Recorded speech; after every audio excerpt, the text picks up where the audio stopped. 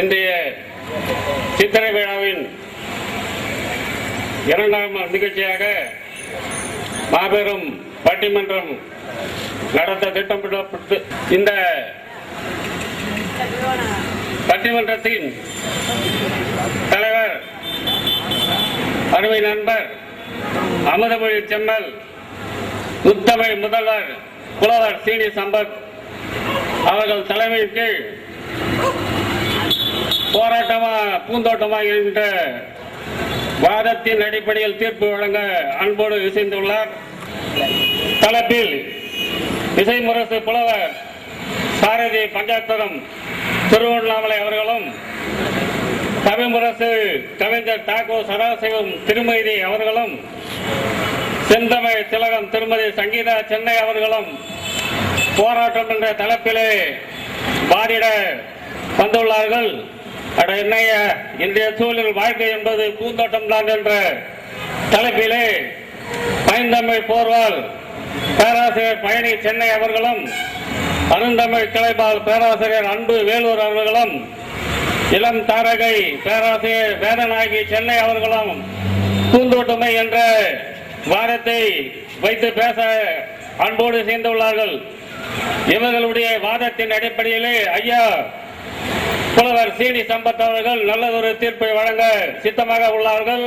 இந்த விழாவை தொகுப்பதற்கு முன்பாக புலவர் சீனி சம்பத் அவர்களுக்கு எங்களுடைய விழாக்குழு தலைவர் ஸ்ரீ உலகநாதன் அவர்களை சால்வை அணைக்குமாறு உங்கள் சார்பாக கேட்டுக் கொள்கின்றேன்.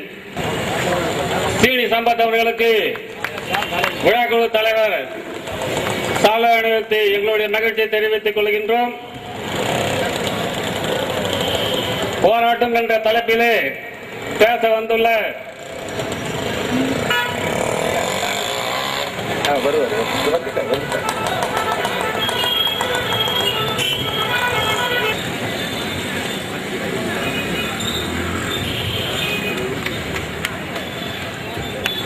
அதே போன்று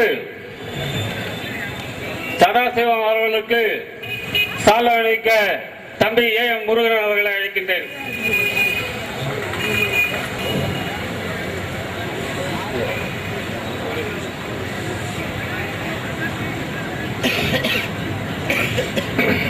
செந்தமிழ் திலகம் திருமதி சங்கீதா அவர்களுக்கு மாலை அணிவிக்க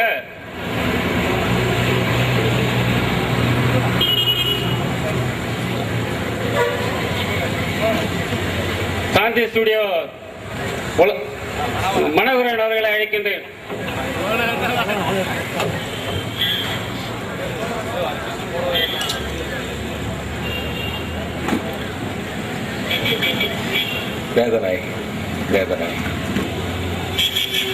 இளந்தமிழ் பேராசை வேதநாயகி அம்மையார் அவர்களுக்கு சால்வை அணிவிக்கின்ற பொறுப்பை தம்பி சந்தன் அவர்களை அழைக்கின்றேன்.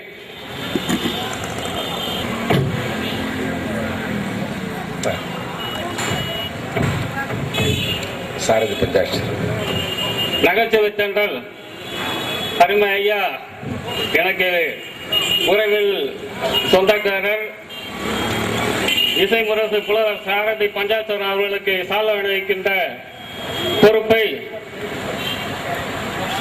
சி குமார் அவர்களை அழைக்கின்றேன்.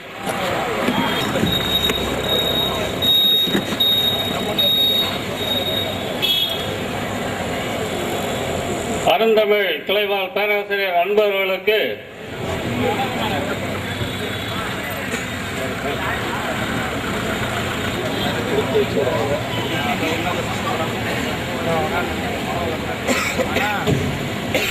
விழா இறுதி துவங்குகிறது. அமெரிக்காத்து அருள் புரிமாறு கேட்டுக்கொண்டு நாங்கள் விடைபெறுகின்றோம்.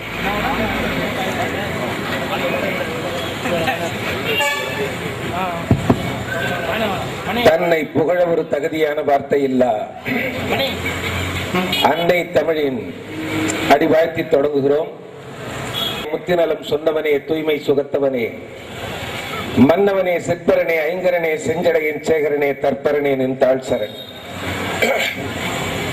பூத்தவளே புவனம் 14 பூத்தவண்ணம் காத்தவளே, பெண் கறந்தவளே, மலைகண்டனுக்கு மூத்தவளே என்று மூவா முகுந்தற்கு இளையவளே மாத்தவளே உனை என்று மற்றொரு தெய்வம் வந்திப்பதே. போளூர் வீரப்பன் வீதியில் எழுந்தருளி இருக்கும் ஸ்ரீ காளியம்மனுக்கு சித்திரை திருவிழாவை முன்னிட்டு அபிஷேக ஆராதனையும் கரக ஊர்வலத்தையும் கூழ்வார்த்தல் வைபவத்தையும் நடத்தியதோடு இன்றைக்கு ஒரு காரசாரமான பட்டிமன்றத்தையும் ஏற்பாடு செய்திருக்கின்ற விழாக்குழு தலைவர் அண்ணன் உலகநாதன் அவர்களே, இந்த விழாவுக்கு தொடக்கத்திலே அறிமுக உரை நிகழ்த்தி பேச வருவதற்கு ஏற்பாடு செய்தும் உதவி இருக்கின்ற என்னுடைய போற்றுதலுக்கும் மரியாதைக்கும் உரிய ஐயா மண்ணு சண்முகம் அவர்களே, இந்த போலூர் மண்ணுக்கு எங்களை முதலில் அறிமுகப்படுத்திய ஸ்டேட் பேங்க் ஊழியரும் அரிமா சங்கத்தினுடைய மிகப்பெரிய பொறுப்பை வகிப்பவரும் ஆகிய என்னுடைய இனிய நண்பரும் உடன்பிறவ அருமை சகோதரரும் ஆகிய திரு அன்பரசு அவர்களே, எங்களை எல்லாம் இந்த நிகழ்ச்சிக்கு வருகை தருகிற சமயத்தில் வாசலிலே இருந்து அன்போடு வரவேற்று எங்களை இன்முகத்தோடு விருந்தோம்பி இந்த நிகழ்ச்சிக்கு முன்னிலை வகிப்பது போல் இந்த அரங்கின் முன்பாக அமர்ந்திருக்கிற திராவிட முன்னேற்ற கழகத்தினுடைய மாபெரும் தூண்களில் ஒருவராக திகழக்கூடிய பெரியவர் ஐயா கோவிந்தராஜ் அவர்களே, மன்னிக்க வேண்டும் கோவிந்தசாமி அண்ணார் அவர்களே, இவர் வயிற்றில் பிறப்பதற்கு அவர் தவம் செய்தாரா அல்லது அவரை மகனாக பெறுவதற்கு இவர் தவம் செய்தாரா என்று ஒரு பட்டிமன்றமே போட வேண்டிய அளவுக்கு ஐயா கோவிந்தசாமி அவருடைய அருமை திருக்குமாரராக விளங்குவதோடு இந்த நகரத்தினுடைய தலைவராகவும் திகழக்கூடிய என்னுடைய அருமை நண்பரும் உடன்பிறவா அருமை சகோதரரும் ஆகிய காரசாரமான இந்த பட்டிமன்றத்திற்கு காரசாரமாக எங்களுக்கெல்லாம் உணவை வழங்கி போதும் போதும் என்று சொல்லக்கூடிய அளவுக்கு இன்முகத்தோடு விருந்தோம்பி எங்களுடைய வயிறையும் அதே சமயத்தில் மனதையும் நிறைவு செய்து அனுப்பி இருக்கின்ற தலைவர் அன்பிற்குரிய அண்ணன் சண்முகம் அவர்களே, மேடையிலே வீற்றிருக்கின்ற அறிஞர் பெருமக்களே, நாங்கள் பட்டிமன்ற மேடைகளில் பேசுகிற போது 10 மேடைகளுக்கு ஒரு 3 மேடைகள் தான் மைக் அமையும். இது வெளிப்படையாக நான் சொல்லக்கூடிய உண்மை.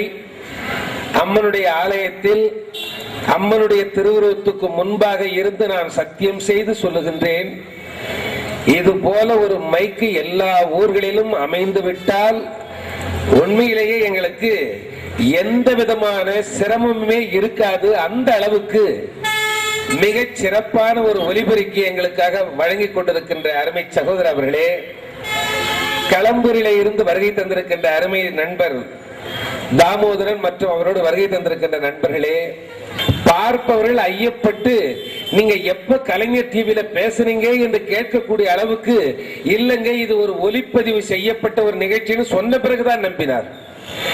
அந்த அளவுக்கு கிளியாரிட்டி என்ற ஆங்கிலத்தை சொல்லுவார்கள், தமிழிலே தெள்ள தெளிவாக எங்களையெல்லாம் கூட இந்த பெண்கள் அழகாக இருக்கிறார்கள், அவர்கள் அழகாக அந்த படத்தில் விடுகிறார்கள், அதில் ஆச்சரியம் இல்லை.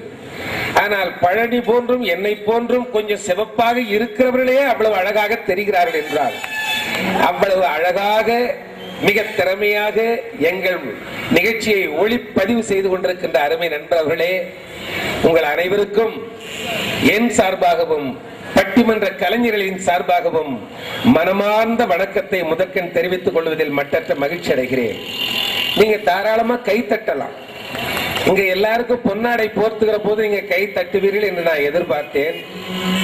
ஆனால் நிகழ்ச்சி தொடங்கட்டும், தட்டலாம் என்று நீங்கள் முடிவு செய்திருப்பதாக தெரிகிறது. இப்போது நிகழ்ச்சி தொடங்கிவிட்டது, நீங்க தாராளமாக கை தட்டலாம். கை தட்டுவதில் 3 விதமான நன்மைகள் இருக்கு. நான் போன கூட்டத்திலையும் சொன்னேன், இப்போ வரவே வராது. இதனாலேயே பட்டிமன்றத்திலே பேசக்கூடிய எங்களை எல்லாம் பார்த்து எத்தனை கார்டியாலஜிஸ்டுகளுக்கு எல்லாம் கோபம் தெரியுமா? நமக்கெல்லாம் பேஷண்டே வரவிடாம இவங்க செய்து விடுகிறார்கள் என்று எங்கள் மீது கொஞ்சம் கோபப்படுகிறார்கள். எனவே நீங்க நன்றாக கை தட்டினால் மாரடைப்பு வராது, ஒரு லாபம். இரண்டாவது, எங்களை ஊக்கப்படுத்தி உற்சாகப்படுத்துவதாக அமையும், இரண்டாவது லாபம். மூன்றாவது லாபம், அக்கம் பக்கத்திலே யாராவது கொஞ்சம் தூங்க தொடங்கினால் அவளை எழுப்பிய புண்ணியம் உங்களை சாரும். நாலாவது, முன்னால் பறக்கின்ற கொசுக்களுக்கு எல்லாம் சாப விமோசனம் தந்து கைலாசத்துக்கு அனுப்பக்கூடிய பாக்கியம் உங்களுக்கு கிடைக்கும். எனவே இப்படிப்பட்ட 4 விதமான நன்மைகள் ஒரே ஒரு கைத்தட்டலில் கிடைக்கும் என்றால், நாங்கள் நகை நட்டா கேட்டோம், கை நிறைய துட்டா கேட்டோம், நாங்கள் நன்றாக பேசுகிற சமயத்தில் நீங்கள் பாராட்டுகிற முகத்தான், கை தட்டுகிற அந்த தட்டுகளை மட்டும்தான் கேட்கிறோம். நீங்கள் எங்களை கைவிட மாட்டீர்கள் என்கிற நம்பிக்கையோடு இன்றைக்கு ஒரு நல்ல நிகழ்ச்சி. இந்த நிகழ்ச்சி ஒரு அருமையான தலைப்பு. இன்றைய காலகட்டத்தில் வாழ்க்கை என்பது போராட்டம் நிறைந்ததா அல்லது பூந்தோட்டம் போன்றதா? நல்ல தலைப்பு. பொதுவாக மனிதர்களை பற்றி 3 விதமாக பிரிப்பார்கள். முதலாவது என்ன என்று கேட்டால், முதலாவது மனிதர்கள் மற்ற ரகமான மனிதர்கள். அவர்கள் எப்பொழுது பார்த்தாலும் யாராவது மூன்றாவது ஒரு மனிதனை பற்றி மட்டுமே கேவலமான முறையில் விமர்சனம் செய்து கொண்டிருப்பார்கள். இவர்கள் மூன்றாந்தர மனிதர்கள், மற்ற ரகமான மனிதர்கள். இரண்டாவது ரகமான மனிதர்கள் சராசரி மனிதர்கள்.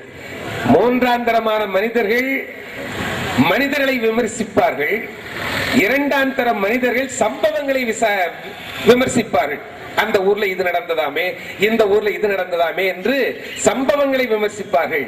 ஆனால் முதல் ரகமானவர்கள் யார் என்று கேட்டால் அவர்கள் தான் கண்ணியமானவர்கள். அவர்கள் எப்பொழுதுமே கருத்துக்களை மட்டுமே விவாதிப்பார்கள்.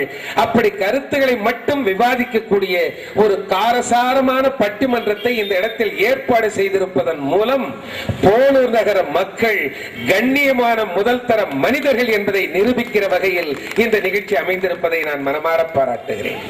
தலைப்புன்னா இது போலத்தான் தரணும். அகல் விளக்கும் விளக்குத்தான், மத்தாப்பும் விளக்குத்தான், வான வேடிக்கையும் கொஞ்சம் வெளிச்சம் தருதுதான். ஆனால் வான வேடிக்கையினுடைய வெளிச்சம் எவ்வளவு நேரம் நீடிக்கும்? கண்ணை பறிக்கிறது. ஆனால் அது எவ்வளவு நேரம் நீடிக்கும்? கண்ணை இமைப்பதற்குள்ளாக அது தோன்றி மறைந்து விடுகிறது. அதே போலத்தான் மத்தாப்பு ஒரு சில மணித்துளிகள் எரிந்து அணைந்து விடுகிறது. அந்த காலகட்டத்தில் வரையிலும் அது கண்ணை பறிக்கிறது. ஆனால் அகல் விளக்கு கொஞ்சம் மங்கலாக இருந்தாலும் கண்ணை பறிப்பது போல கவர்ச்சிகரமான வெளிச்சம் அதிலிருந்து கிடைக்காமல் போனாலும் அந்த அகல் விளக்குத்தான் ஆலயத்திலும் இடம்பெறுகிறது, நம்முடைய வீட்டின் வழிபாட்டு அறையிலும் இடம்பெறுகிறது. அது போன்ற அகல் விளக்கு போன்ற தலைப்பு தான் இன்றைக்கு இங்கே தந்திருக்கின்ற போராட்டமா பூந்தோட்டமா என்ற தலைப்பு அகல் விளக்கு போன்ற தலைப்பு. அகல் விளக்கு தெய்வத்தன்மை பொருந்தியது. மத்தாப்பு போன்றது, வான வேடிக்கை போன்றதுதான் மற்ற நிகழ்ச்சிகள் எல்லாமே. நாங்கள் மற்ற நிகழ்ச்சிகளில் கலந்து கொள்கிறோம், இல்லை என்று சொல்லவில்லை. இதே திரைப்பட பாடல்களில் நாங்கள் 10 நிகழ்ச்சிகள் கலந்து கொள்கிறோம் என்றால் அந்த 10 8 நிகழ்ச்சிகள் திரைப்படம் சார்ந்த தலைப்புகள் தான் வருகிறது. இன்றைய சூழ்நிலையில் திரைப்பட பாடல்கள் தமிழ் பண்பாட்டை கட்டி காக்கிறதா, வெட்டி சாய்க்கிறதா?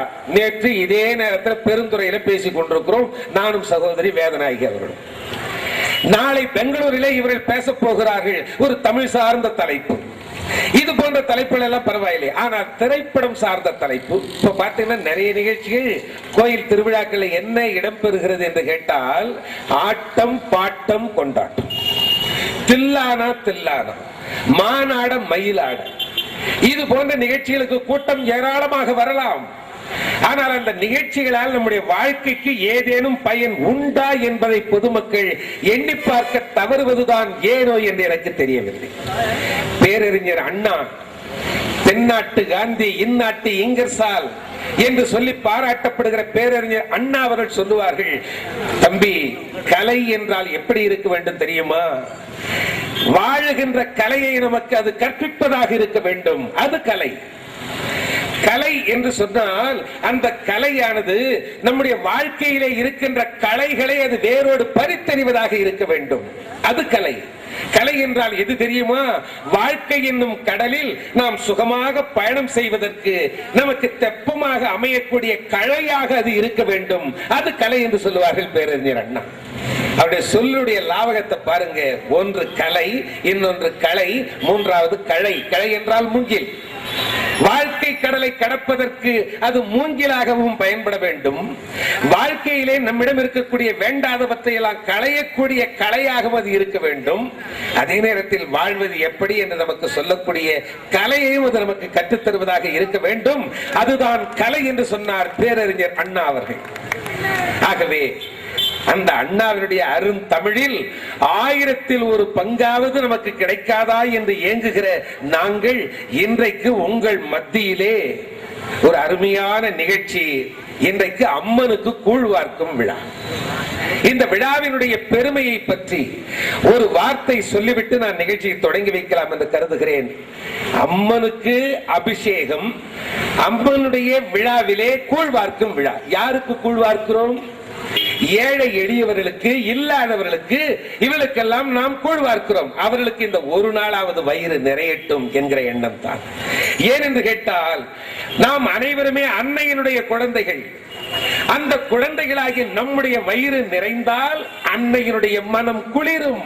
அன்னையினுடைய மனம் குளிர்ந்தால் நாம் வாழுகின்ற பூமி குளிரும் வண்ணம் அவள் மழை பொழிய வைத்து பயிர் பச்சைகளை விளைய வைத்து நம்மை எல்லாம் நலமோடு வாழ வைப்பாள்.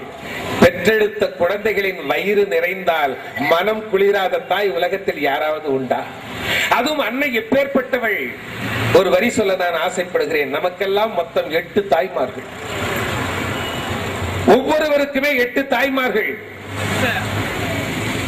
நம்ம அப்பா இப்படி எல்லாம் இருப்பாங்கன்னு நமக்கு தெரியாம போயிடுச்சேன்னு யாரும் தப்பா நினைச்சிடாதீங்க. 8 தாய்மார்கள் யார் என்று கேட்டால், நம்மை 2 திங்களாய் அங்கமெல்லாம் நொந்து பெற்று நம்மை பெற்றெடுத்த தாய் முதல் தாய். இது தாய் எண் 1.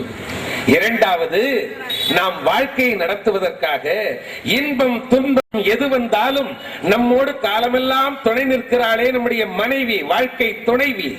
அவளை பெற்றெடுத்தாளே நம்முடைய மாமியார், அவள் நமக்கு 2வது தாய். நமக்கு மூத்தவனாக பிறந்திருக்கிறானே அண்ணன், அவனை கரம் பற்றியவாறு நம் இல்லத்திலே அடியெடுத்து வைத்திருக்கின்றாளே நம்முடைய அண்ணி, 3வது தாய். 4வது தாய், நமக்கு அறிவு கண்ணை திறந்து வைத்திருக்கின்றானே ஆசிரியர் பெருந்தகை, அந்த ஆசிரியர் பெருந்தகையினுடைய மனைவி நமக்கு 4வது தாய். நாடாளும் அரசருடைய மனைவி 5வது தாய். 6வது, நமக்கெல்லாம் பாலை ஊட்டி பாதி பிள்ளை பிறக்குதப்பா பசும்பால தாய்ப்பாலா நம்பி என்று கவிப்பேரரசு வைரமுத்து எழுதினாரே, அந்த பசும்பாலை நமக்கு தந்து வாழ வைக்கின்றாளே கோமாதா, அவள் நமக்கு 6வது தாய். 7வது தாய், நீங்கள் மண்வெட்டியால் வெட்டினாலும் சரி, கடப்பாறையால் குத்தினாலும் சரி, கலப்பை கொண்ட இதயத்தை பிளந்தாலும் சரி, அல்லது ஆழ்துளை கிணறு போடுகிறோம் என்கிற சாக்கிலே அன்னையினுடைய இதயத்தை போர்வெல் மெஷின் கொண்டு நீங்கள் துளைத்தாலும் சரி, நமக்கு பருக நீர் தந்து நம்மை கீழே விடாமல் தாங்கி பிடிக்கிறாளே அன்னை பூமாதேவி, அவள் நமக்கு 7வது தாய். பெற்றெடுத்த தாய் 1, மாமியார் 2, அண்ணி 3, ஆசிரியர் மனைவி 4, நாடாளும் அரசன் மனைவி 5, பசு 6, பூமி 7. இந்த 7 தாய்மார்களையும் உருவாக்கி இந்த உலகத்திலே உலவ விட்டு இருக்கிறாளே அன்னை லோகமாதா பராசக்தி காளியாத்தா மாரியாத்தா, அவள் நமக்கு 8வது தாய். எனவே அந்த அன்னை 8வது அன்னையாக திகழக்கூடிய, அந்த அகிலாண்ட கோடி பிரம்மாண்ட நாயகியாக திகழக்கூடிய அந்த அன்னையினுடைய மனம் குளிர வேண்டுமா? அவளால் படைக்கப்பட்ட ஜீவராசிகளில் 6 அறிவு படைத்திருக்கின்ற மனிதர்களுக்கும் சரி, மற்ற ஜீவராசிகளுக்கும் சரி, கூழ் வார்ப்பதன் மூலம் இந்த ஒரு நாளாவது அவருடைய உள்ளத்தை குளிர வைத்தால் அன்னையினுடைய மனமெல்லாம் குளிரும் என்பதனால் தான் நம்முடைய முன்னோர்கள் இந்த கூழ் வார்க்கும் திருவிழாவை ஏற்பாடு செய்தார். ஈயம் மனமில்லாதவன் கூட இந்த ஒரு நாளாவது பெரிய பானையில் எடுத்துக்கொண்டு வர முடியாவிட்டாலும் சரி, இவ்வளவு சிறிய ஒரு சொப்பிலாவது கூழ் கொண்டு வந்து அன்னையினுடைய சன்னிதானத்திலே வைத்திருக்கிற கொப்பரையிலே ஊற்றி சிறிதளவாவது புண்ணியத்தை தேடிக்கொள்ள, விழா கமிட்டி சார்ந்த பெரியவர்களே, நீங்கள் தான் அந்த கஞ்சனுக்கு கூட ஈகின்ற அந்த எண்ணத்தை கொஞ்சமாவது நீங்கள் உருவாக்குகிறீர்களே, உங்கள் அனைவருடைய மலர்பாதங்களையும் நான் வணங்குகிறேன், போற்றுகிறேன், பாராட்டுகிறேன்.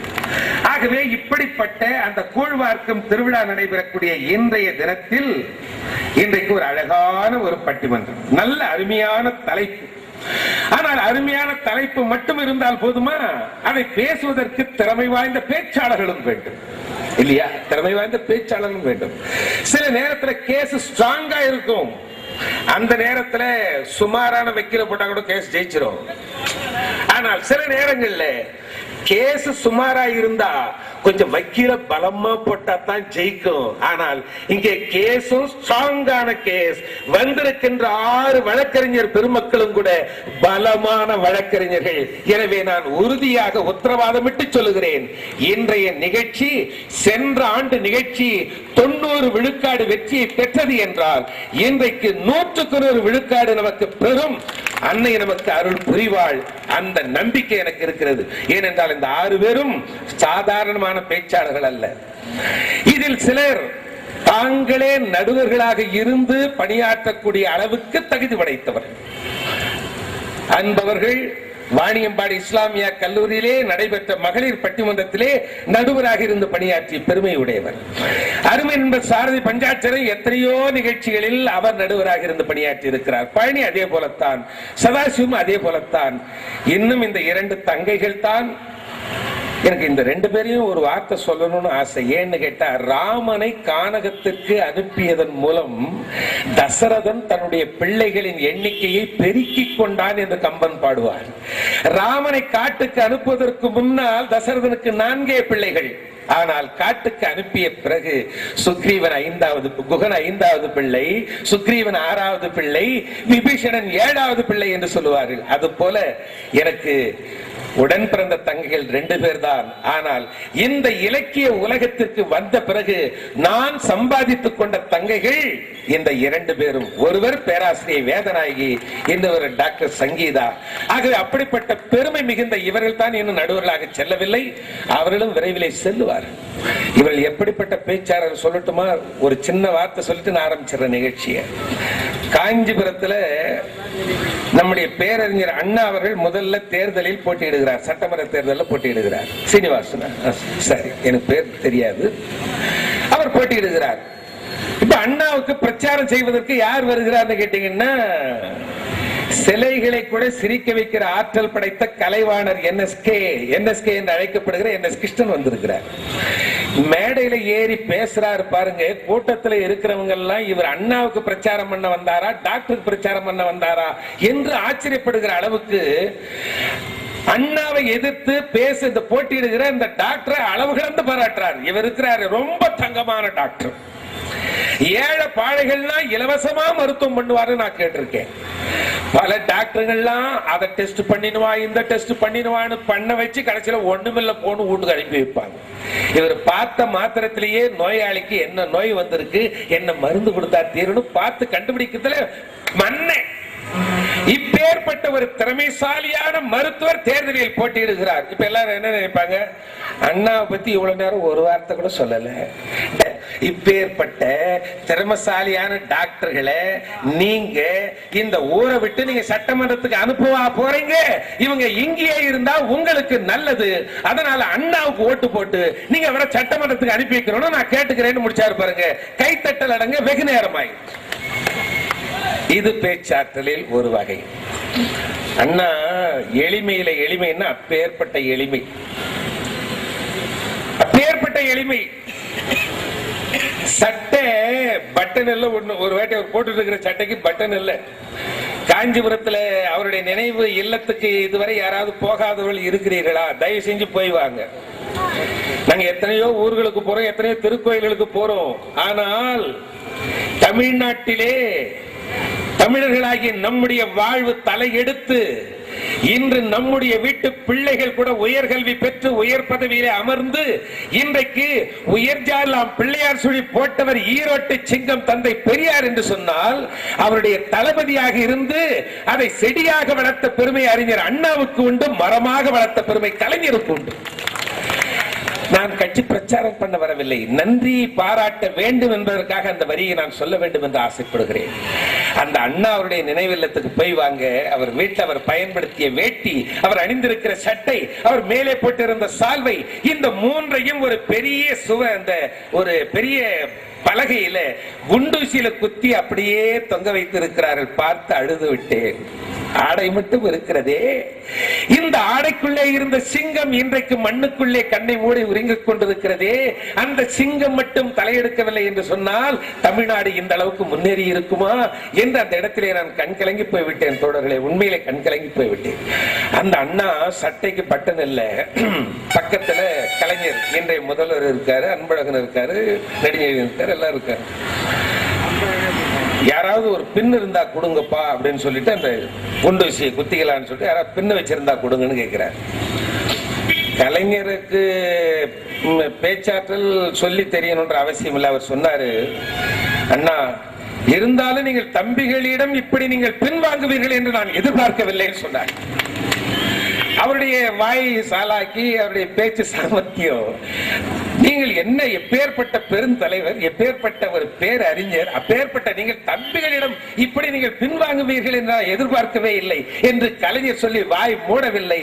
அண்ணா அவருக்கு பதிலடி கொடுத்தார். எப்படி கொடுத்தார் தெரியுமா? என் தம்பிகள் எல்லாம் என்னை ஊக்குவிக்கின்ற முறைப்படி ஊக்குவித்தால் நான் ஏன் பின்வாங்க போகிறேன் என்று சொன்னார். இதுதான் பேச்சினுடைய திறமை என்பது இல்லையா? அப்படிப்பட்ட பேச்சாற்றல் படைத்த பெருமக்கள் தான் இந்த இடத்துல வருகை தந்திருக்கிறார்கள். சாதாரணமா சின்ன பிள்ளைக்கு எல்லாம் கூட பேச்சாற்றல் இருக்கு, அது வேற சமாச்சாரம். இப்போ ஒரு பையனை ஒரு வாத்தியார் கேட்டாராம், தம்பி இந்த உலக படத்துல இந்தியா எங்க இது காட்டுறான்னு கேட்டார். பையனுக்கு தெரியல. ஆனா எப்படி சமாளிச்சான்னு தெரியுமா? சார் மாட்டேன் சார், இந்தியாவை நான் உங்களுக்கு எங்க இருக்கு நான் காட்ட மாட்டேன். ஏன் தெரியுமா? என் உயிரே போனாலும் என்னுடைய தாய் நாட்டை நான் இன்னொருவனுக்கு நான் காட்டி கொடுக்க மாட்டேன் சார். இது அந்த பையனுடைய பேச்சு திறமை தானே. பாராட்டணுமா இல்லையா? பாராட்டணும் தான்.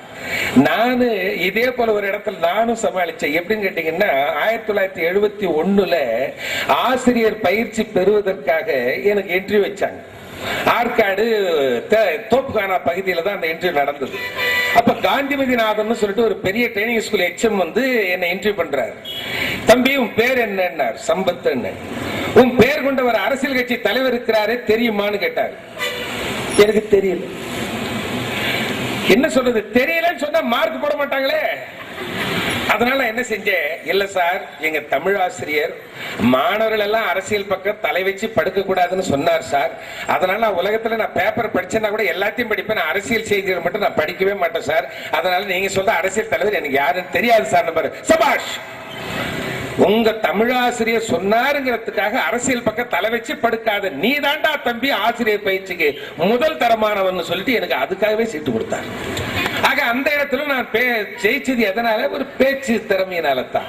ஆகவே இங்க வந்திருக்கிற 6 பேரும் ஒவ்வொரு நாளும் தமிழ்நாட்டினுடைய ஏதாவது ஒரு மாவட்டத்திலே ஏதாவது ஒரு பட்டி தொட்டியிலே பேசிக் கொண்டிருக்கக்கூடிய அளவுக்கு ஒவ்வொரு நாளும் கைவசம் நிகழ்ச்சிகளை வைத்திருக்கக்கூடிய மிக பிஸியான பேச்சாளர்கள்.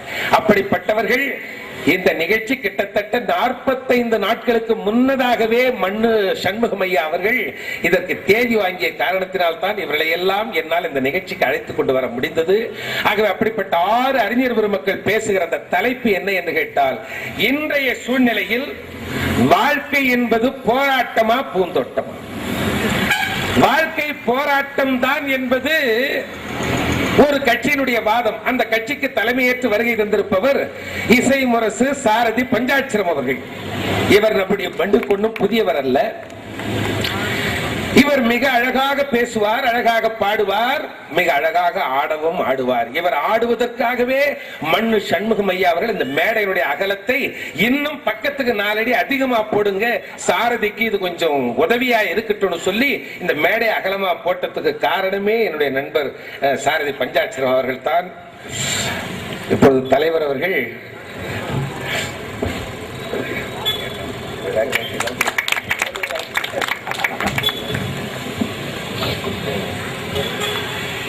வயிறும் மனமும் நிறைய உணவு வழங்கியது மட்டும் போதாது என்று மயிலுக்கு போர் வழியை வழங்கிய அந்த பேகனை போல இன்றைக்கு தமிழ் சொற்களால் தோகை விரித்து நடனமாட இருக்கின்ற இந்த அறிஞர் பெருமக்களாகிய இந்த தோகைகளுக்கு எழுவருக்கும் போர்த்துவதும் ஒன்றுதான். இந்த 7 பேரில் ஒருவருக்கு போர்த்தினாலும் அது 7 பேருக்கும் போர்த்தியதாகத்தான் என்ற பொருளோடு இங்கே வந்து எனக்கு பொன்னாடை போர்த்தி அமர்ந்திருக்கிற தலைவர் சண்முகம் அவர்களுக்கு மனமார்ந்த நன்றியை தெரிவித்துக் கொண்டு, வாழ்க்கை இன்றைக்கு போராட்டம் தான். அன்றைக்கு டிஎம்எஸ் ஒரே ஒரு பாட்டுக்கு 10,000 ரூபாய் வாங்கினாரு அந்த காலத்துல. ஒரே பாட்டுக்கு. என்ன பாட்டு தெரியுங்களா? வாழ்க்கை போராட்டம் தான் சொல்ற பாட்டு அந்த பாட்டு தான். எங்கே நிம்மதி, எங்கே நிம்மதி, எங்கே நிம்மதி, எங்கே நிம்மதி, அங்கே எனக்கு ஒரு இடம் வேண்டும், அங்கே எனக்கு ஒரு இடம் வேண்டும். எங்கே மனிதன் யாரும் இல்லையோ அங்கே எனக்கு ஒரு இடம் வேண்டும், அங்கே எனக்கு ஒரு இடம் வேண்டும். எனது கைகள் மீட்டும் போது வீணை அழுகின்றது, எனது கைகள் தழுவும் போது மலரும் சுடுகின்றது. என்ன நினைத்து என்னை படைத்தான் இறைவன் என்பவனே, கண்ணை படைத்து பெண்ணை படைத்து இறைவன் கொடியவனே, இறைவன் கொடியவனே. எங்கே நிம்மதி, எங்கே நிம்மதி, அங்கே எனக்கு ஒரு இடம் வேண்டும், அங்கே எனக்கு ஒரு இடம் வேண்டும். இது வாழ்க்கை என்பது போராட்டம் தான் என்று பேசுகிறவருடைய வாதத்துக்கு இந்த ஒரு பாடல் இதற்கு சான்று. அதே நேரத்தில் வாழ்க்கை மிகவும் மகிழ்ச்சிகரமானதுதான், பூந்தோட்டம் தான் என்று சொல்லக்கூடியதுக்கும் பாட்டு இருக்கு. ரொம்ப அருமையான பாட்டு. நம்முடைய எம்ஜிஆர் பாசம் படத்துல பாடிக்கிட்டே வருவார். என்ன அருமையான பாட்டு. தவழும் நிலவாம் தங்கரதம், தாரகை பதித்த மணிமகுடம், குயில்கள் பாடும் கலை கூடும், கொண்டது எனது அரசாங்கம், குயில்கள் பாடும் கலை கூடும், கொண்டது எனது அரசாங்கம், உலகம் பிறந்தது எனக்காக, ஓடும் நதிகளும் எனக்காக. இந்த பாட்டு என்னன்னாக்க வாழ்க்கையினுடைய மகிழ்ச்சியினுடைய உச்சத்தில் இருக்கிறவங்க பாடுகிற பாட்டு இந்த பாட்டு. கடவுள் ஒரு நாள் உலகை காண தனியே வந்தாராம், கண்ணில் கண்ட மனிதரை எல்லாம் தலமா என்றாராம், ஒரு மனிதன் வாழ்வை இனிமை என்றான், ஒரு மனிதன் வாழ்வை அதுவே சுமை என்றான், படைத்தவனோ உடனே சிரித்து விட்டான் என்று கவியரசு கண்ணதாசன் தான் ஒரு பாடலிலே சொல்லுவார். எனவே சிலருடைய கோணத்தில் வாழ்க்கை போராட்டம் என்று தோன்றுகிறது, சிலருடைய பார்வையில் அது இல்ல பூந்தோட்டம் தான் என்று தோன்றுகிறது. எனவே போராட்டமே என்ற அணியினுடைய தலைவர் சாரதி பஞ்சாட்சரம், அவருக்கு உறுதுணையாக வருகை தந்திருக்கின்ற என்னுடைய அருமை தங்கை டாக்டர் சங்கீதா அவர்கள் இந்த இளம் வயதிலேயே வணிகவியல் துறையில் டாக்டர் பட்டம் பெற்றிருக்கிறார். அவருக்கு உறுதுணையாக வந்திருக்கிறவர் Vellore Oscar catering and technology என்கிற அந்த கல்லூரியினுடைய முதல்வர். அண்ணாமலை அரசர் நினைவு கட்டளை அனைத்து கல்லூரி மாணவர்கள் கவிதை போட்டியிலே தமிழ்நாட்டில் இருக்கிற அனைத்து கல்லூரி மாணவர்களும் கலந்து கொண்ட அந்த போட்டியில் முதல் பரிசாக 10,000 பெண் பொற்காசுகள் வென்ற பெருமைக்குரியவர் என்னுடைய அருமை தம்பி அன்பு அவர்கள். இந்த மூவரும் வாழ்க்கை என்பது போராட்டமே என்ற அணிக்கு இவர்கள் வழக்கறிஞர்களாக வருகை தந்திருக்கிறார்கள். இல்லங்க, வாழ்க்கை என்பது போராட்டம் அந்த 3 பேரும் அறியாமல் சொல்லுகிறார்கள். வாழ்க்கை என்பது உண்மையிலேயே ஒரு பூந்தோட்டம் தான், அதை ரசிக்க தெரிந்தால் அந்த பூந்தோட்டம் என்பது நமக்கு நன்றாக தெரியும் என்று அந்த அணிக்கு தலைமையேற்று வருகை தந்திருக்கிறவர் பைந்தமிழ் போர் வாழ் என்னுடைய அருமை தம்பி பேராசிரியர் பழனி அவர்கள். இவரும் அண்மையில் தான் மலேசியா, சிங்கப்பூர், இந்தோனேஷியா போன்ற நாடுகளுக்கெல்லாம் சென்று இனி வருகின்ற நாட்களில் அரபு நாடுகளுக்கும் அமெரிக்கா, லண்டன் போன்ற நாடுகளுக்கும் செல்ல இருக்கின்ற பெருமைக்குரியவர். நாளொரு நாடு பொழுதொரு கண்டம் என்று ஒவ்வொரு நாட்டுக்கும் பறந்து செல்லக்கூடிய பெருமை பெற்ற பைந்தமிழ் போர்வாள் பழனி அவர்கள் இந்த அணிக்கு தலைமையேற்று வருகை தந்திருக்கிறார். அவருக்கு அடுத்தாற் போல அமர்ந்திருக்கிறவர் என்னுடைய அருமை தங்கை வேதநாயகி அவர்கள். அவரும் திருத்தணியிலே ஒரு கலை மற்றும் அறிவியல் கல்லூரியிலே பேராசிரியராக பணியாற்றி கொண்டிருக்கிறார். முனைவர் பட்டம், டாக்டர் பட்டம் பெறுவதற்காக ஆய்வுகளை மேற்கொண்டிருக்கிறார். அவர் அந்த அணியினுடைய 2ஆம் நிலை பேச்சாளராக வருகை தந்திருக்கிறார். அடுத்து நாங்கள் எல்லாம் தமிழ் படித்தவர்கள், மேல்நிலை பள்ளியிலும் உயர்நிலை பள்ளியிலும் கல்லூரியிலுமே பணியாற்றக்கூடியவர்கள். ஆனால் கடை கோடியிலே அமர்ந்திருக்கிறாரே என்னுடைய இணைய நண்பர் கவிஞர் தாக்கோ சதாசிவம் அவர்கள் எங்களைப் போல பள்ளியிலோ கல்லூரியிலோ பணியாற்றவில்லை. அவர் ஒரு வணிகம் செய்யக்கூடியவர். வணிகத்துறையிலே இருக்கின்ற அவர் தமிழின் மீது கொண்டிருக்கின்ற தாழாத அன்பின் காரணமாக அவரும் ஒவ்வொரு நாளைக்கு ஒவ்வொரு ஊர் என்று சொல்லக்கூடிய அளவுக்கு கடையை கவனித்துக் கொள்ள தன்னுடைய இல்வாழ்க்கை துணைவி விசாலாட்சியிடம் அந்த பொறுப்பை ஒப்படைத்துவிட்டு இவர் தமிழ் அன்னைக்கு தொண்டு செய்வதற்காக பட்டி தொட்டி எல்லாம் பவனி வரக்கூடிய என்னுடைய அருமை சகோதரர் தாக்கோ சதாசிவம் அவர்கள் வாழ்க்கை என்பது பூந்தோட்டமே என்ற அந்த அணியினுடைய நிறைவு பேச்சாளராக வருகை தந்திருக்கிறார். எனவே இனியும் நான் முன்னுரையை நீட்டித்துக் கொண்டிருக்க விரும்பவில்லை. எனவே என்னுடைய முன்னுரைக்கு இந்த அளவில் முற்றுப்புள்ளி வைத்து வாழ்க்கை என்பது போராட்டமே என்ற அணியை அதனுடைய தலைவரை பேச்சை தொடங்குமாறு அழைக்கிறேன். தலைவர்களுக்கு 20 மணித்துளிகளும் சார்பு நிலை பேச்சாளருக்கு 15 மணித்துளிகளும் வழங்கப்படும். 2 மணித்துளிகள் இருக்கின்ற நேரத்தில் இந்த மணி எச்சரிக்கை மணியாக ஒரு முறை ஒலிக்கப்படும். 2 முறை ஒலித்தவுடன் நிறைவு செய்து கொள்ள வேண்டும். 3 முறை ஒலித்த பிறகும் பேசக்கூடாது என்று இந்த நீதிமன்ற வழக்கறிஞர்களுக்கு ஒரு சின்ன ஆலோசனை தெரிவித்துக் கொண்டு இந்த பட்டிமன்றத்தை இப்பொழுது முறைப்படி தொடங்குகிறது. இப்பொழுது உங்களின் பலத்த கரகோஷத்துக்கிடையே சாரதி பஞ்சாட்சரம் அவர்கள் இதோ பாய்ந்து வருகிறார்.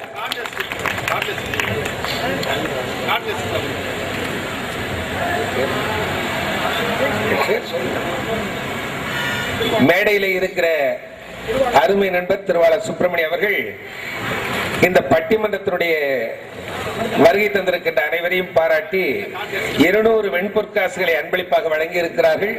அவர்களுக்கு எங்கள் அனைவரின் சார்பாகவும் மனமார்ந்த நன்றியையும் வணக்கத்தையும் தெரிவித்துக் கொள்கிறோம்.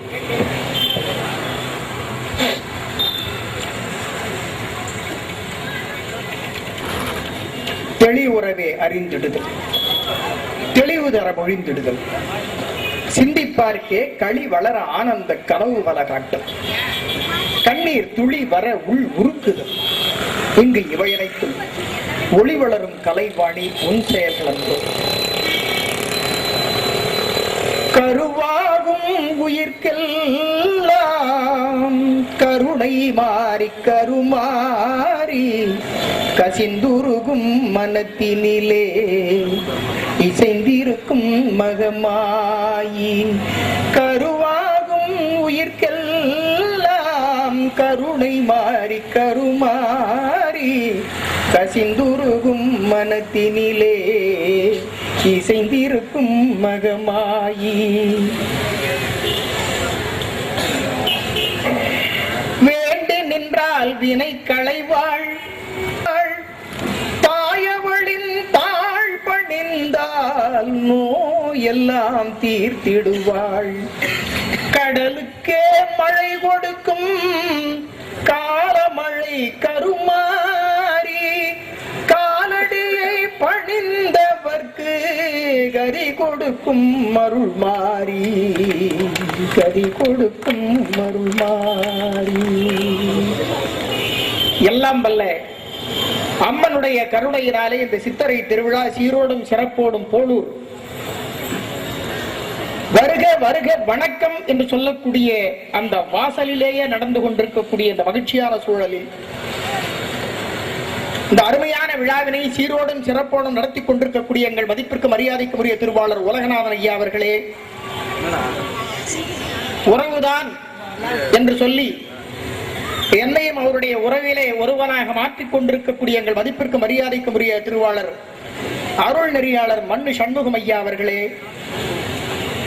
நடுவர் பெருந்தகை குறிப்பிட்டது போல போலூருக்கு அறிமுகம் செய்து வைத்திருக்கக்கூடிய அரிமா திருவாளர் அன்பரசு ஐயா அவர்களே, இனிய முகத்தாலே எல்லோரையும் கவர்கிற மக்கள் மனம் கவர்ந்திருக்கக்கூடிய திருவாளர் கோவிந்தசாமி ஐயா அவர்களே,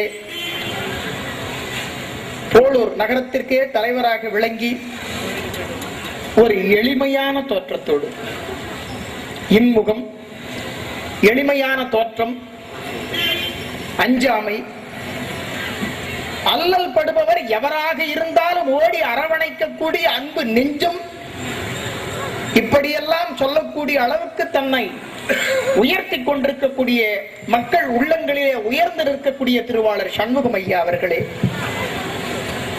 அவர் போட்டிருக்கக்கூடிய உப்பு தான் ஓரளவுக்கு பேண்ட் கீழே இறங்காம இப்ப நிக்குதுங்க.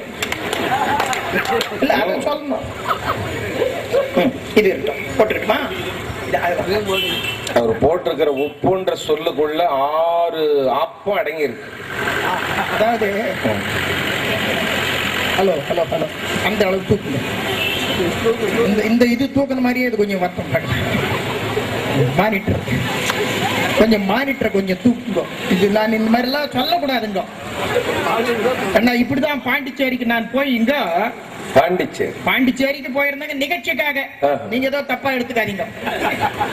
அதாவது நான் சொல்றேன் நடுவரை பத்தி நான் சொல்றேன், எங்களை பத்தி எல்லாம் கொஞ்சம் சொன்னாரு.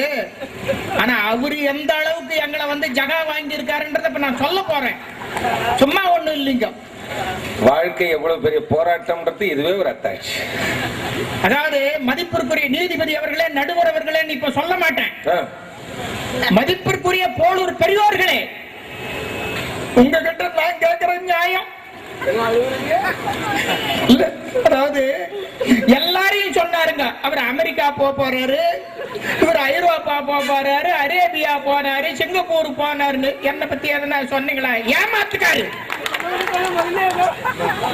எந்த அளவுக்கு என்னை ஏமாத்தி வச்சிருக்கிறாருன்றத கொஞ்சம் பாருங்க. இல்ல இவரு சவுதி அரேபியா போனாரு, சிங்கப்பூர் போனாரு, மலேசியா போனாரு, அங்க போய் நல்லா தமிழ் எல்லாம் பண்ணாரு. இப்ப இதையும் வெளிநாட்டில் இருக்கக்கூடிய மக்கள் எல்லாம் திருவாளர் புலவர் சீனி சம்பத் அவர்களுடைய தமிழை கேட்க வேண்டும் ஆர்வமா இருக்கிற அளவுக்கு எல்லாம் உயிரை வச்சுக்கிட்டு இருக்காங்கன்னா, நீங்க மட்டும் பேர் வாங்கினா போதுமா? ஏன் இந்த சாதாரண சாரதி பஞ்சாட்சத்தை கூட்டு போனா நான் என்ன உங்க செருப்பா காலுக்கு செருப்பா இருக்க மாட்டேன்? இல்ல கூட்டா நான் என்ன வரமாட்டேன்ட்டுனா வாடான்னா வந்துட்டு போறேன். கூட்டு போகாமலே விட்டுட்டு கூட்டு போனவங்களை பத்தி இங்க வந்து கதை பேசியிருந்தா இல்ல எனக்கு வந்து வாழ்க்கை பூந்தோட்டமா இனிக்குமா? ஏங்க இவர் என்னோட ஒரு பஸ்ல வர்றாருன்னா இவருக்கும் சேர்த்து நான் டிக்கெட் எடுக்கலாம்.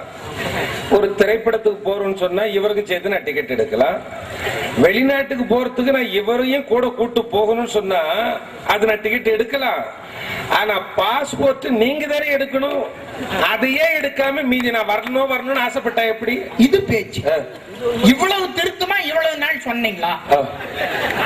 இப்ப சொல்றீங்களா? ஏன்னா போலூர் மக்கள் வந்து உங்களை கேட்டு மடக்கிடுவாங்கன்றதுனால அவங்க கிட்ட இப்ப குட்டை உடைக்கிறீங்க. பாஸ்போர்ட் வாங்கினாதான் போக முடியும். இப்ப அன்னைக்கே சொல்லி இருக்கலாம் இல்ல எனக்கு பாஸ்போர்ட்னு ஒண்ணு வாங்கணும்னா இப்ப மட்டும் என்ன போக சொல்ல பஸ் ஸ்டாண்ட்ல இருக்கு வாங்கிட்டு போயிடு. போட்டோ கடையில போய் கேட்டா குடுக்குறாங்க பாஸ்போர்ட். அது சைஸ் எத்தனை போட்டோ? 40 ரூபாய்க்கு 3 காப்பிங்க. அந்த பாஸ்போர்ட் இல்ல.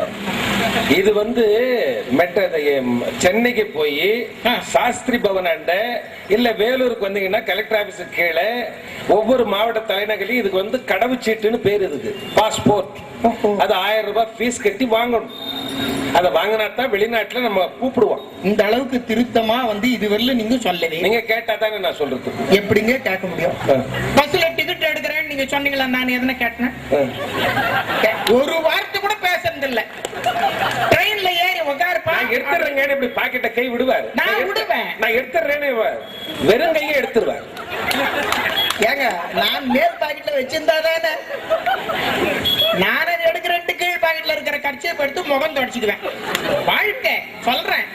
அதாவது இந்த அளவுக்கு வந்து என்ன வந்து நீங்க பூந்தோட்டம் மாதிரியா கொண்டு போய் கடைசியில என் சம்சாரத்துக்கு என்னால பதில் சொல்ல முடியல. இப்ப யாரு கொண்டாலும் நான் சொல்லிடுவேன். என் சம்சாரம் கேட்கிற கேள்வி பதில் சொல்ல முடியும். எல்லாம் போனாங்களே, நீங்க போனீங்களா? அவரு போய் அவங்க சம்சாரத்துக்கு புடவை வாங்கிட்டு வந்தாரு.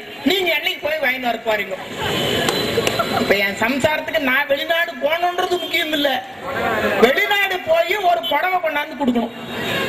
மதிப்பிற்குரிய நீதிபதி அவர்களே, இப்படிப்பட்ட ஒரு திறமையான அழகான உண்மையிலேயே சொல்ல போனால் 100 விழுக்காடு வெற்றி அடையக்கூடிய இந்த மேடையிலே வாதாடுவதற்காக வந்திருக்கக்கூடிய என்னுடைய மதிப்பிற்கும் மரியாதைக்கும் மேலான அறிஞர் பெருமக்களே, ஒவ்வொருவரையும் தனித்தனியா சொல்லலாம். முதல்வர் அவர்களே, எங்கள் சங்கீதா பேராசிரியர் சங்கீதா அவர்களே, பேராசிரியர் பழனி ஐயா அவர்களே, பேராசிரியர் வேதநாயகி அவர்களே, தமிழ் திருமால் என்று சொல்லக்கூடிய அளவுக்கு திமிரியிலேயே ஒரு தமிழ் பேரவையை நடத்தி இருக்கக்கூடிய எங்கள் மதிப்பிற்கு மரியாதைக்குரிய சதாசிவம் தாக்கோ அவர்களே, ஒவ்வொரு தனித்தனியாகவும் சொல்லலாம், தொகுப்பாகவும் சொல்லலாம். ஆனா முதல்ல இப்படி சொல்லிட்டா நல்லா இருக்காது. அவங்க போகும்போது கேட்பாங்க, நடுவரை பத்தி மட்டும் அரை மணி நேரம் பேசிய, எங்க பத்தி பேசினா போய் பின்னால உட்காந்து டிக்கெட் பேச மாட்டாங்க. ஏன் நல்லது? அதாவது போனதுக்கு வந்து நல்லபடியா போனவங்க நல்லா வாழணுங்க. நான் உள்ள வந்துகிட்டு இருக்கும் பொழுதே பேச்ச ஆரம்பிச்சு 3 நிமிஷம் முடிஞ்சு போய் ஆயிடுச்சுங்க. இதெல்லாம் முதல்ல தொடக்கம் வந்து அரவாம்பாக்குடின்னு வந்தோம். நான் வந்து அரவாம் மாதிரி பலியிடறத கடவுளில கொண்டாந்து நிக்க வச்சுக்கிறீங்க. முதல்ல பூந்தோட்டத்தை ஆரம்பிக்காத போராட்டத்துல விட்டுறீங்க. பூந்தோட்டம் தானே நல்லா ஆரம்பிச்சிருக்கோம், போராட்டம் வைக்கிறீங்க. ஏன்னா நம்மளதான் வெளியே சாய்க்க போறாங்க. ஆனா நாம போறது வந்த உடனே பாருங்க, இங்க வந்து நிக்கிற கல்யாண மண்டபத்தை அனுப்பும்போது நீங்க பேச வந்தீங்களா? ஒரு தம்பி என்ன வயசோட இருக்குங்க, 8 வயசு இருக்கும். ஆமாண்ணா எல்லா ஸ்டேஜ்லயும் பேசுவீங்கன்னாரு. நம்ம ஒரு ஸ்டேஜ் போட்டிருக்காங்க. நான் நினைச்சேன் இல்ல எல்லா ஸ்டேஜ்லயும் பேசுவேன் தம்பி. எல்லா ஸ்டேஜ்லயும் பேசுவீங்களா? கரெக்டா சொல்லுங்க. ஆமா தம்பி, நான் எல்லா ஸ்டேஜ்லயும் பேசுவேன். கோமா ஸ்டேஜ்ல பேசுவீங்களா? எங்க போய் பேச கோமா ஸ்டேஜ்ல? நான் உண்மையிலே சொல்றேன், மாணவர்கள் கிட்டதான் எவ்வளவு கஷ்டப்படுறோம்னா, இங்கேயும் வந்து இந்த தம்பி நம்ம ஏமாத்திக்கலாம்னா பக்கத்துல இருந்த இன்னும் தம்பி காட்டான். அவரு பேச தெரியாது, சும்மா சொல்றாருங்களா ஏமாத்துறதுக்காக. நான் கேக்குறேங்க, ஆனா நீங்க வந்து உண்மையிலேயே ஒரு நடிகர் சாயல்ல இருக்கிறீங்களா? உங்களையா? என்ன உண்மையிலேயே நீதிபதியவர்களே, அந்த நேரத்துல நான் நிறைஞ்ச மகிழ்ச்சி, என் சம்சாரம் இல்லையேன்ற ஒரு வருத்தம் ரெண்டும் மாறி மாறி வருங்க. நடிகர்னு சொல்லிட்டானே, நானும் ஒரு 35 நடிகர்கள் லிஸ்ட போட்டு யார் மாதிரி நான் தெரியறேன்னு கேட்டீங்களா? அஜித் மாதிரி தெரியறா? அதெல்லாம் கடைசியா 34, 33 அஜித் வந்துட்டாருங்க. முதல்ல யாரும் எம்ஜிஆர் இருந்து ஆரம்பிச்சுட்டாங்க.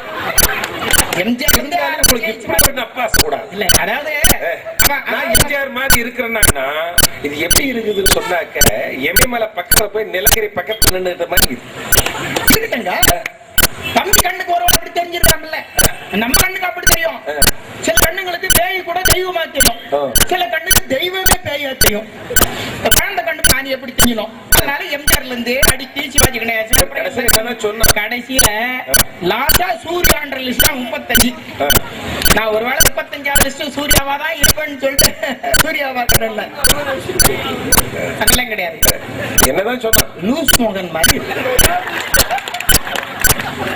மதிப்பிற்குரிய நீதிபதி அவர்கள் போலூர்ல வந்தோட இப்படி 2 வரவேற்பு கிடைச்சிருக்கு. அதாவது வாழ்க்கைங்கிறது வந்து ஒன்னும் பூந்தோட்டம் கிடையாதுங்க, போராட்டங்க. எல்லாரும் நீங்க லைன்ல ஏறதுக்கு போராட்டம். நான் போய் பஸ்ல ஏறினா போராட்டங்க.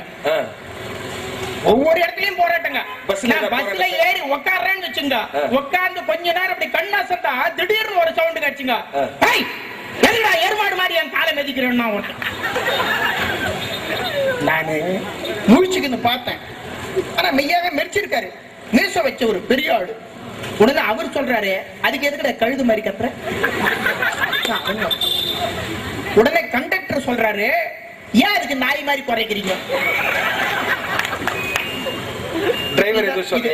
டிரைவர் சொன்னாருங்க, எனக்கு அங்கதாங்க பெரிய விஷயமாயி போச்சு. இவர் பாருங்க, எருமாடுங்கிறாரு, கழுதைங்கிறாரு, நாய்ங்கிறாரு. டிரைவர் என்ன சொன்னார் தெரியுமா? அது பார், நான் வண்டியை மட்டும் நிறுத்திட்டு வந்தேன்னா மனுஷனாவே இருக்க மாட்டேன்டாரு. இவராவது ஒரு விலங்கு பேரை சொன்னாருங்க. ஆனா அவங்க ஒண்ணுமே சொல்லியே. உண்மையிலேயே நான் சொல்றேன் நீதிபதி அவர்களே, நாயாய் மனிதன் பிறந்திருந்தாலும் நன்றி எனும் குணம் இருந்திருக்கும். நரியாய் அவனே பிறந்திருந்தாலும் தந்திரமாவது தெரிந்திருக்கும். காட்டை குலமாய் அவதரித்தாலும் ஒற்றுமையாவது புரிந்திருக்கும். காற்றாய் மழையாய் நெருப்பாய் இருந்தால் கடுகளவாவது பயன் கிடைக்கும். ஆறறிவுடனே பேச்சும் பாட்டும் அறிந்தே மனிதன் வாழ்ந்து விட்டான். தன் 6ஆம் அறிவை தேரா அறிவாய் அவனியில் அவனே விட்டு விட்டான். ஏதோ மனிதன் பிறந்து விட்டான், அவன் ஏனோ மரம் போல் வளர்ந்து விட்டான். மதிப்பிற்குரிய நீதிபதி அவர்களே, நான் கேட்கிறேன், கிட்டத்தட்ட 30 வருஷத்துக்கு முன்னால நானும் ஒரு வீட்டுக்குள்ள இருந்து படிச்சவன் தான். 5வது 3வது 8வது 7வது எல்லாம் படிச்சவன் தான். அன்னைக்கு எங்க அப்பா வந்து சம்பளம் சம்பாரிச்சு ஊடெல்லாம் கட்டணும்னு ஆசைப்பட்டவர் தான்.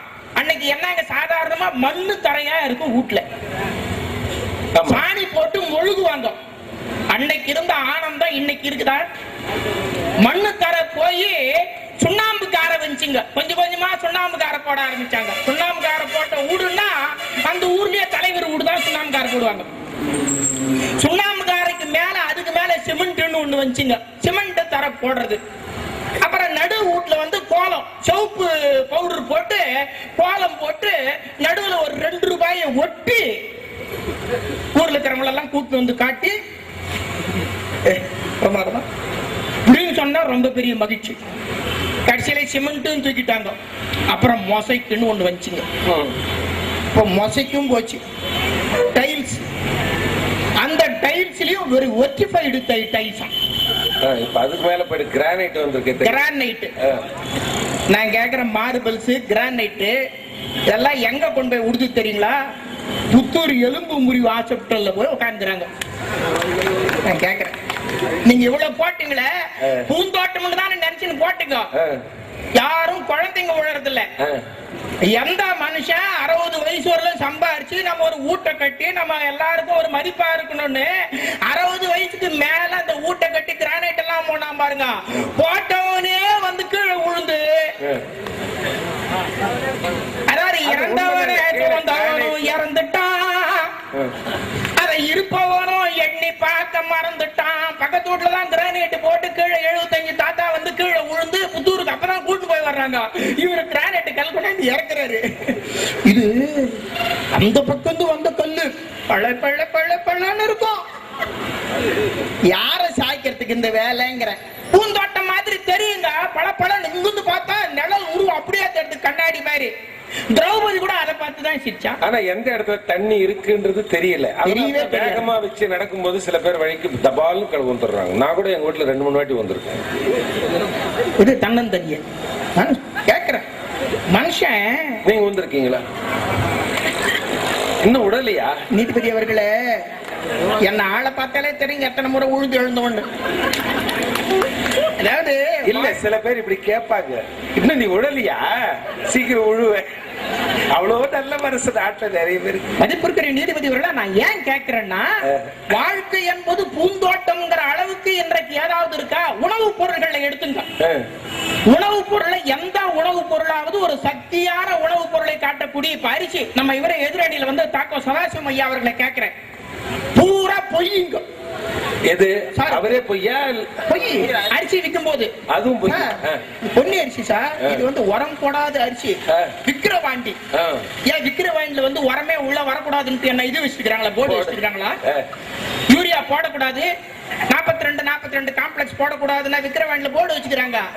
விக்கிரவாண்டில அரிசியை வாங்கி விக்கிறான், வேற ஒண்ணும் இல்லாது விக்கிரவாண்டியே தவிர அது ஒண்ணும் வாங்குற வாண்டி கிடையாது. வண்டி வண்டியா விக்கிரவாண்டி அரிசியை வாங்கி இங்க விக்கிரவாண்டி நீ எங்க விக்கிரவாண்டி விடுங்க. பர்மா பஜார்ல கூட made in England, made in America சொல்லி எத்தனையோ துணிமணி விக்கிறான். இவனே முத்திர போட்டுக்கிறான். அது போல மதிப்பிற்குரிய நீதிபதி அவர்களே, நான் என்ன சொல்றேன், வெளியே போறது இருக்கட்டுங்க, உள்ளுக்குள்ள எவ்வளவு போராட்டம் இருக்கு தெரியுங்களா? ஒரு மனைவி கிட்ட நல்ல பேர் வாங்க முடியுதுங்களா? ஒரு மனைவி கிட்டன்னா நீங்க சொல்ற மாதிரி நீங்க ஒருன்றத சொல்லும் போது நான் கொஞ்சம் கவனிச்சுட்டேன், அதனால தான் கேட்கிறேன். அதாவது நான் உங்களை பத்தி எதனா சொல்லிடுவோன்னு பயமா இருக்குது எனக்கு மெய்யாவே சொல்றேன், எனக்கு ரொம்ப பயங்க. நடுவர் பத்தி என்ன தெரியாம என்ன சொல்லிட்டு ஒரு மனைவி கிட்ட படுறதே பெரிய பேஜாரா இருக்குன்னு நீங்க கேட்டா, நீங்க சொன்னதை நான் கேட்டா என்ன பத்தி ஏதாவது சொல்லிடுவீங்களா? ஏன் எனக்கு எத்தனை? ஒண்ணுதாங்க. உங்களுக்கு 1. நான் சொன்னது ஒருவுக்கும் ஒண்ணுக்கும் நிறைய வித்தியாசம் இருக்குது. நடுவுல இன்னும் இல்ல. ஆமாங்க, பையன் கூட தான் என்ன பார்த்து கேட்டா, நீங்க என்ன சொன்னீங்களே, என்ன ஃபிங்கர் ஒண்ணு இல்ல. பையன் கேட்டான், சார் இது என்னன்னா ஒண்ணுடான்னு. இல்ல சார் ஃபிங்கர்னா. அவன் பாருங்க நம்ம எப்படி எல்லாம் மட்டம் தட்டுறான்னு. இது பார்த்தா ஒண்ணுன்னு சொல்லுவோம் யாரா இருந்தாலும், இல்ல சார் ஃபிங்கர் சார்ன்னா, சரி விடுறா ஃபிங்கர்ன்னு. அதுல என்ன ஒரு எழுத்து எடுத்துட்டா என்ன சார் ஆகும்னா ஃபிகர் ஆகுண்டான்னு. இந்த ஃபிங்கருக்கு ஃபிகருக்கு என்ன வித்தியாசம் உங்களால் சொல்ல முடியுமா சார் அப்படின்னு கேட்டான். டேய் நான் கேட்டு நீ பதில் சொன்னதாண்டா